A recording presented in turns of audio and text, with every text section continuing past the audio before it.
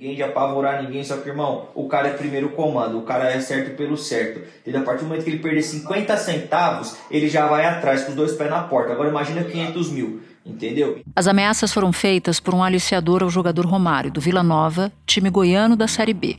Romário teria aceitado fazer um pênalti em um jogador do time adversário em troca de dinheiro, mas não foi escalado para o jogo. Então é muito mais fácil, irmão, você pegar, arrumar um jogador pra fazer a parada amanhã é a última rodada, ninguém tem nada a perder, certo? Arruma o cara pra fazer, até você mesmo se fortalece, você ganha uma comissão aí. O bagulho, não sei que valor passaram pra vocês aí, não conseguem mandar de 150 a 200 mil aí, entendeu? O jogador nega a participação no esquema. Você nunca fez um pênalti de propósito? Não, nunca. Um escanteio? Não, também não. Nunca participou de nenhum esquema de manipulação de jogos? Nunca. O caso é investigado pelo Ministério Público de Goiás, que já encontrou indícios de fraudes em pelo menos 3 jogos da Série B do ano passado. Temos o núcleo dos financiadores, aquelas pessoas responsáveis por, de fato, por disponibilizar essa quantia financeira para as apostas, diretamente ou utilizando outras contas, em nome de terceiros. O núcleo apostadores já foi denunciado, pelo menos grande parte de seus integrantes. O Brasil foi o país com mais suspeitas de manipulação de resultados em jogos em 2022, segundo um relatório da Sport Radar.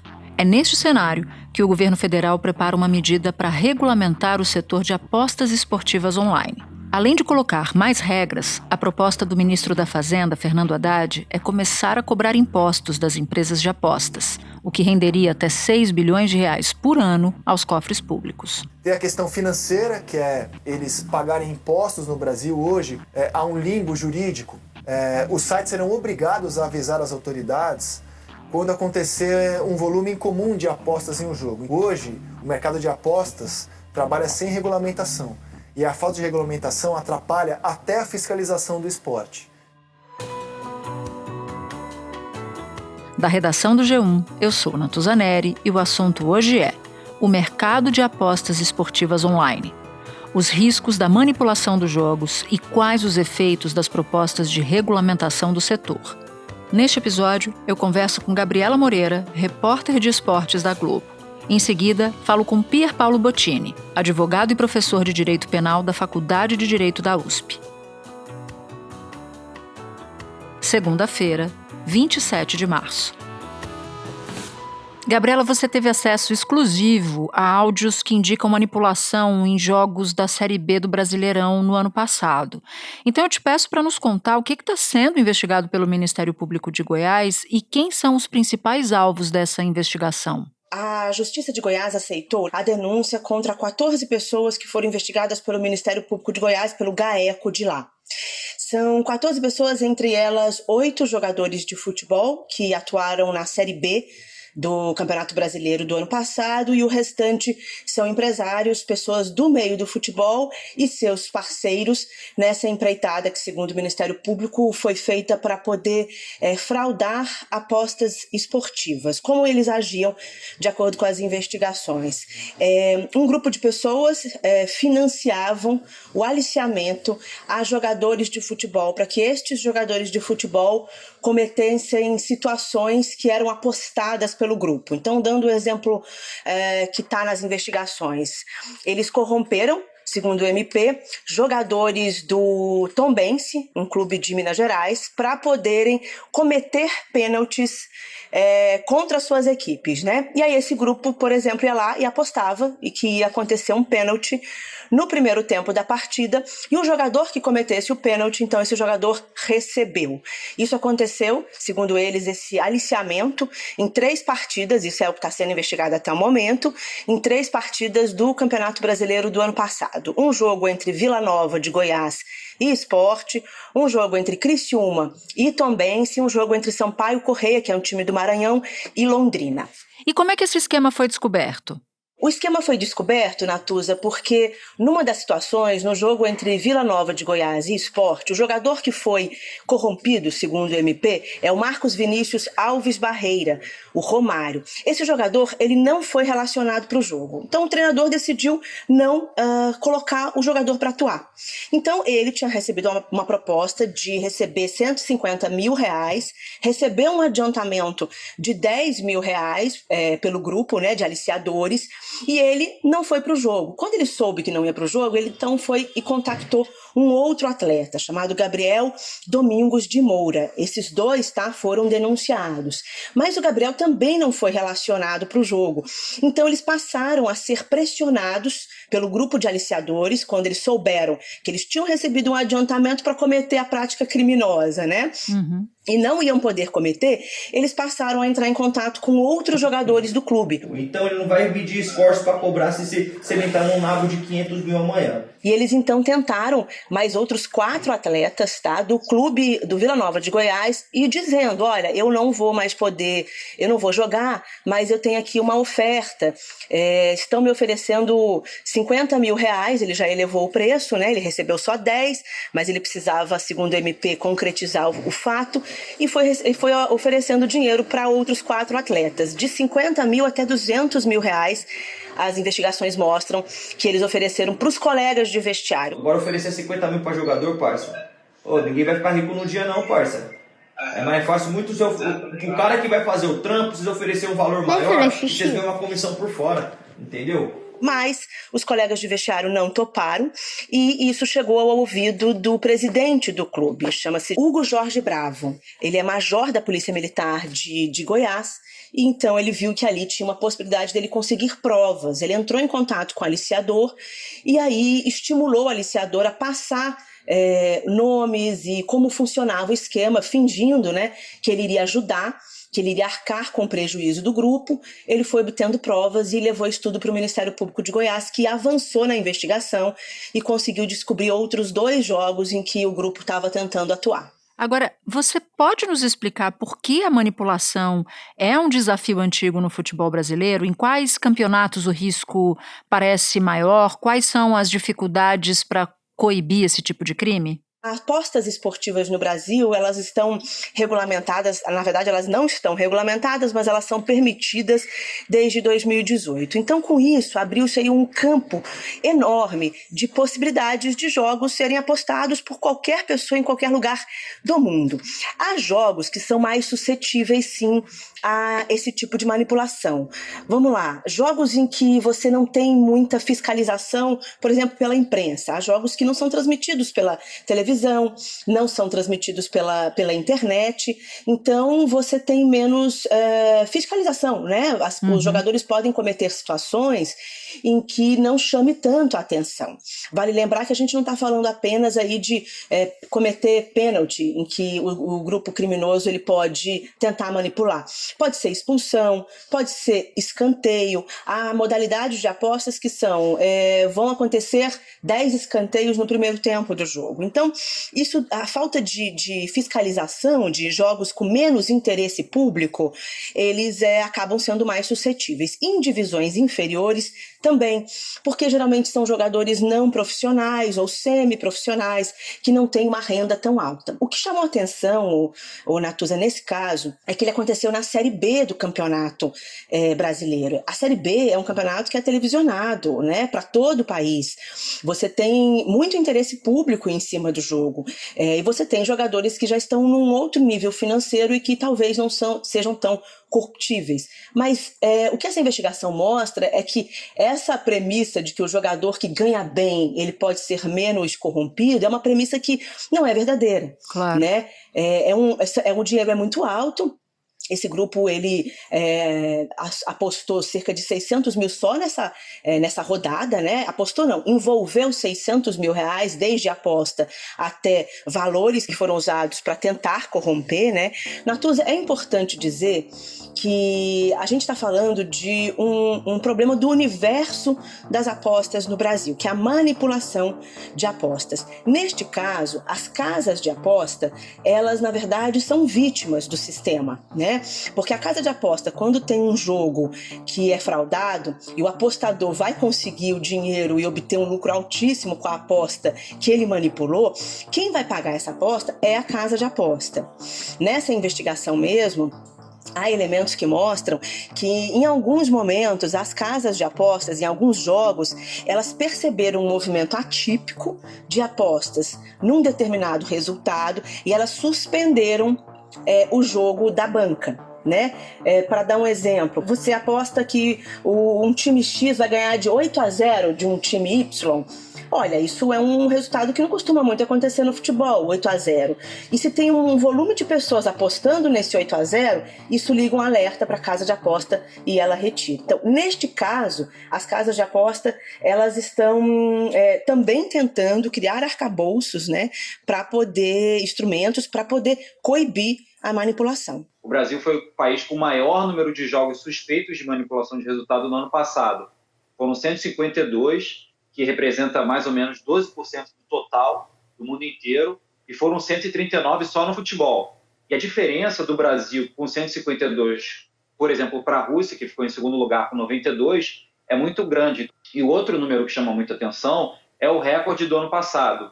No total, foram 1.212 jogos suspeitos no mundo todo, em todos os esportes, e isso representa um aumento de 34% em relação ao ano anterior. Esse relatório, ele foi feito em base de mais de 850 mil jogos, né, que a empresa monitora, de 70 esportes no mundo todo, não é só futebol. E além dos riscos de manipulação nos jogos, você vê outros efeitos no futebol em razão do aquecimento desse mercado? Sim, Natuza, é urgente, né, a necessidade de regulamentar a atividade das casas de aposta, né? Os sites, eles precisam ser criados fora do Brasil. A plataforma de aposta, ela precisa ser criada fora do Brasil. Então, a regulamentação vai tentar verificar aonde esse dinheiro está sendo empregado, de que forma que esse dinheiro está chegando no Brasil, para onde esse dinheiro que o apostador está destinando na plataforma, onde ele está sendo usado e de que forma, né?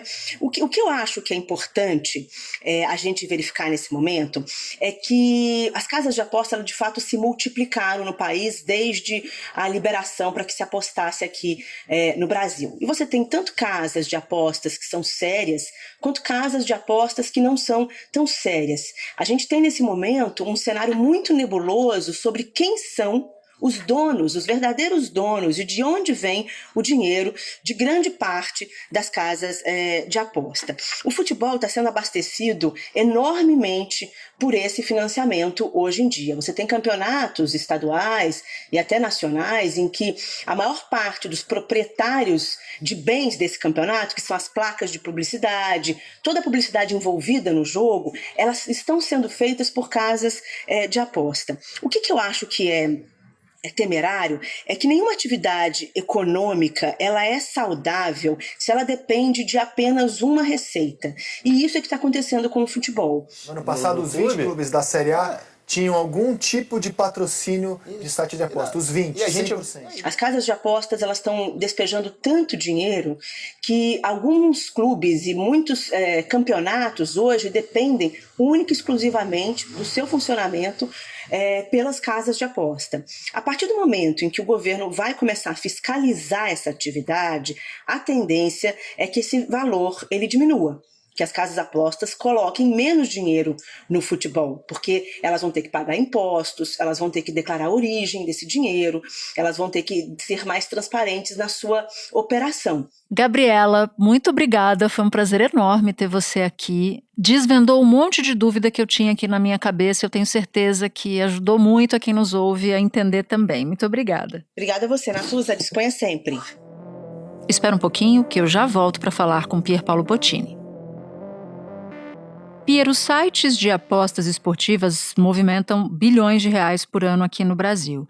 Quando e como essas casas online de aposta esportiva começaram a crescer por aqui? Na verdade, elas já vêm crescendo há muito tempo, né? Desde a época da penúltima Copa do Mundo, a gente já vê uma movimentação grande de apostas, de aplicações nesse sentido. Mas nos últimos anos, elas têm virado um fenômeno, porque os números relacionados a esses sites são surpreendentes, são muito grandes.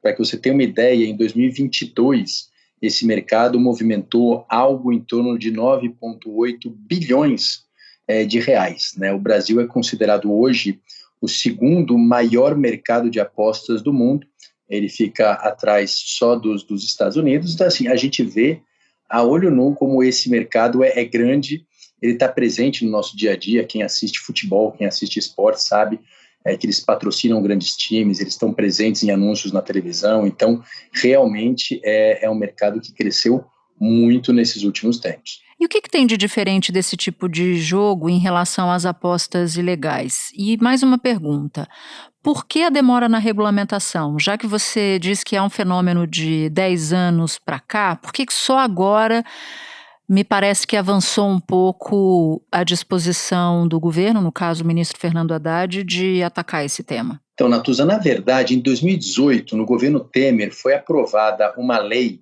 que autorizou ou legalizou esse tipo de aposta, né, que a gente chama de aposta de cota fixa. O que significa isso? Que é uma aposta em que o apostador sabe exatamente o que ele vai ganhar se aquilo no que ele apostou acontecer. Então ele aposta num time, aposta no número de cartões vermelhos que vai ter naquele jogo, no número de faltas que determinado jogador vai sofrer, que tem uma série de fenômenos nos quais ele pode apostar, mas ele sempre sabe exatamente o que ele vai ganhar. Então, esse tipo de aposta de cota fixa foi legalizado em 2018, mas essa lei diz que essa atividade tinha que ser regulamentada, ou seja, detalhada, num prazo de 2 anos, prorrogáveis por mais 2 anos. E nesse interregno, que foi justamente o governo Bolsonaro, essa regulamentação não aconteceu. Então, o que significa? Significa que essa atividade está acontecendo, ela está legalizada, mas você não tem nenhuma regra que faça com que essas empresas paguem impostos, que proteja o consumidor, ou seja, o apostador, que previna a lavagem de dinheiro. É esse o motivo pelo qual agora o ministro Fernando Haddad busca uma regulamentação rápida para que esse espaço vazio seja preenchido, existam regras claras para que esse promessa insegurança jurídica deixe de existir. Você mencionava as particularidades das apostas esportivas, né? Por exemplo, você aposta na quantidade de cartões vermelhos de uma partida e por aí vai. Você usa, inclusive, esse exemplo.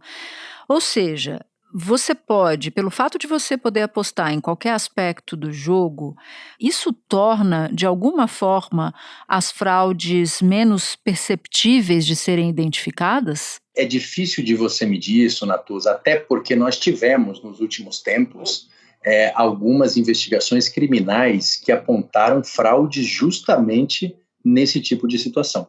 Não sei se você se lembra, mas há algum tempo a polícia identificou que algumas dessas empresas elas manipulavam o resultado de jogos da terceira divisão de campeonatos de futebol, em que eles pagavam os jogadores para que eles, de propósito, cometessem um pênalti. Segundo a investigação, apostadores pagavam jogadores e técnicos para determinar o resultado de jogos de divisões menores de campeonatos estaduais. 7 pessoas foram presas em São Paulo, no Rio e no Ceará. Então, quanto mais você regulamentar, quanto mais regras, quanto mais transparência existir, é mais difícil que essa manipulação ocorra. Então, a ideia de regulamentar é proteger o consumidor, evitar esse tipo de fraude e evitar também a lavagem de dinheiro, que é muito comum nesse setor de apostas esportivas. Em 2005, a máfia do apito fez com que 11 jogos do Campeonato Brasileiro fossem cancelados. O grupo de 2005 saiu impune. À época, eles não foram penalizados na justiça comum porque não havia tipificado no Brasil o crime de manipulação de resultado, adulteração de resultado. Hoje há. Então hoje você tem como punir mais duramente, além da esfera esportiva. E nessa regulamentação, o que deve ser levado em conta? O que a gente tem acompanhado é que a ideia do governo é regulamentar com algumas questões muito claras e objetivas. Em primeiro lugar, essas empresas de apostas online elas vão ter que ser autorizadas, vão ter que ter o funcionamento autorizado e para isso, inclusive, elas vão ter que pagar um valor para entrar nesse mercado, para funcionar. E aqui é uma discussão aí acerca do valor, mas disse que será algo em torno de 30 milhões de reais. Tá? Em segundo lugar, essas empresas vão ter que pagar impostos. Né? Então, tanto impostos sobre a atividade da empresa, quanto impostos sobre o resultado das apostas. Ou seja, o apostador que ganhar um dinheiro numa aposta, evidentemente, esse valor vai ter que ser tributado. Também ele vai ter que pagar imposto sobre isso. E mais importante, a ideia é criar uma agência reguladora para esse setor, ou seja, uma agência pública, uma autarquia que acompanhe toda essa atividade, criando regras para impedir lavagem de dinheiro, para monitorar, por exemplo, apostas fora de padrão, para evitar a manipulação, como a gente falou aqui, de certos jogos.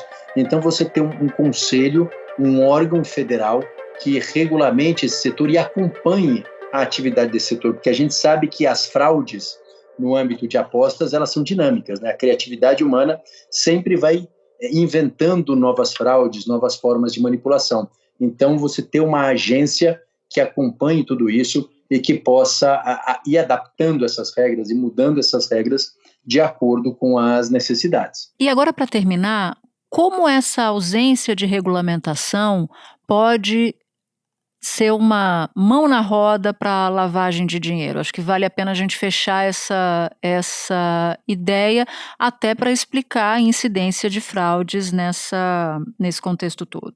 Hoje, o mundo da tecnologia, né, e o mundo das apostas online, o mundo das criptomoedas, na verdade, ele acaba, é claro que ele não é criado para isso, você tem atividades lícitas em empresas sérias, mas ele também é usado e ele facilita a lavagem de dinheiro, que não é nada mais, nada menos do que você pegar um dinheiro de origem ilícita, por exemplo, do tráfico de drogas e da corrupção, e transformar ele, dar a ele uma aparência de ilícito. Então, vamos supor que alguém arranhou 300 mil reais com corrupção ou com tráfico de drogas.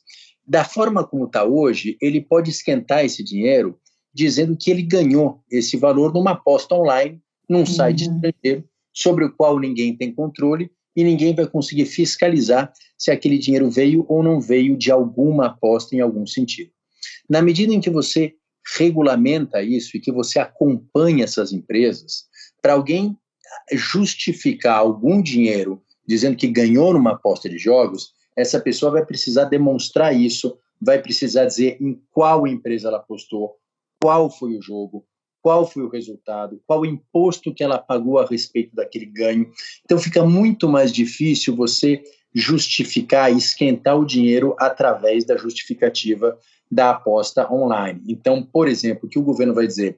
Vai dizer que essas empresas de aposta online vão ter que comunicar às autoridades públicas sempre que elas se depararem com um jogador suspeito, um apostador suspeito, alguém que usa muito dinheiro vivo, alguém que tem uma aposta fora da sua capacidade econômica, então um sujeito que tem um pequeno comércio e que aposta milhões em determinado jogo. Então tudo isso vai ser monitorado, tudo isso vai ser cadastrado e informado às autoridades públicas. Então vai ficar muito mais fácil você controlar o uso de dinheiro sujo nesse setor e controlar enfim, esse esquentar esse dinheiro, esse lavar esse dinheiro através das apostas online. Pira, eu aposto que você vai voltar em breve ao assunto, porque a gente já tem aqui um outro tema para tratar com você, que a gente vai fazer um episódio em breve. Muito obrigada por ter topado falar com a gente. Imagina, Natuza, obrigado, fico à disposição de vocês. Este foi o Assunto, podcast diário disponível no G1, no Globoplay, no YouTube ou na sua plataforma de áudio preferida. Vale a pena seguir o podcast na Amazon ou no Spotify, assinar no Apple Podcasts, se inscrever no Google Podcasts, no Castbox ou no YouTube e favoritar na Deezer. Assim, você recebe uma notificação sempre que tiver um novo episódio. Comigo na equipe do Assunto estão Mônica Mariotti, Amanda Polato, Tiago Aguiar, Gabriel de Campos, Luiz Felipe Silva, Tiago Kazuroski, Etos Kleiter e Nayara Fernandes. Eu sou Natuza Neri e fico por aqui. Até o próximo assunto.